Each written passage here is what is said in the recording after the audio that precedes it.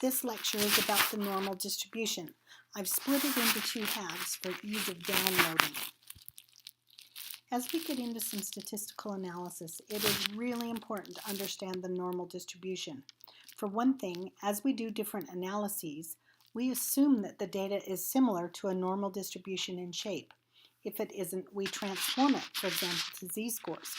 For this section, I expect you to understand the normal distribution and be able to determine the proportion of scores at each point on the x-axis. You need to be really familiar with table C1 for this section. First of all, a quick review about frequency distributions. When we are working with a normal distribution, we are using a line graph of the frequencies of different scores. Think back to frequency distributions. Along the x-axis are the different scores. Along the y-axis are the frequencies of each score.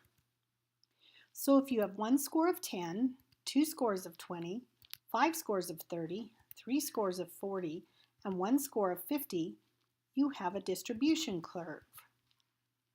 It has a mean of 30, which is also the mode or the highest point on the curve. The standard deviation is 10.87 in this simple example. A score of 10, notice, was very uncommon. Most folks scored between 20 and 40 points, and a score of 50 was also very rare. Now let's look at a normal distribution. When scores are in a normal distribution, half of the scores are above the mean and half are below. The mean, the median, and the mode are all at the same point. Often we say that 50% fall under the area that's in the top half of the curve, and 50% are under the area of the bottom half of the curve. The normal distribution curve is built on probabilities. The probability that a score would be in the middle of the range is very high. The probability that a score would be way out in the tails is very low. Each of these vertical lines represents one standard deviation away from the mean.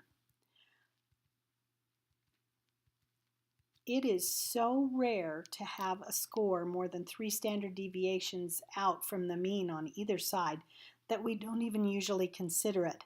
But in theory, it could happen, and so the curve never actually touches the bottom of the x-axis. 99.74% of the scores will fall within 3 standard deviations on either side of the mean. Now let's add z-scores to the distribution curve. Remember that a z-score basically measures the distance a score is from the mean. A z-score of 0 is at the mean. A z-score of +1 is 1 standard deviation above the mean, and a z-score of -1 is 1 standard deviation below the mean, and so on. So basically, all the z-score is showing is the standard deviations on either side of the mean.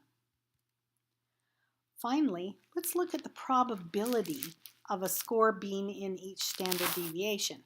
This is where the height comes in and the area under the curve. In other words, what percent of the scores will be in each of those sections between the vertical lines I've drawn?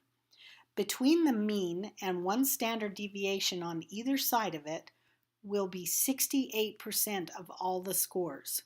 Look at the area under the curve between those 2 red vertical lines. You can see that by far most of the scores are going to fall there, and it's over 2/3.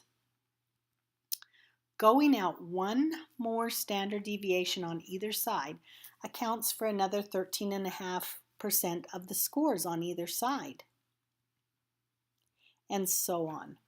Notice that percentile ranks can now be lined up with the standard deviation. You know that 50% of the scores are below the mean, fall in the area under the curve below the mean. If you go up 1 more standard deviation, you're adding another 34% of the scores. So if you add the 50 to the 34, you get 84% of the scores. So that means one standard deviation is at the 84th percentile. And it all lines up beautifully.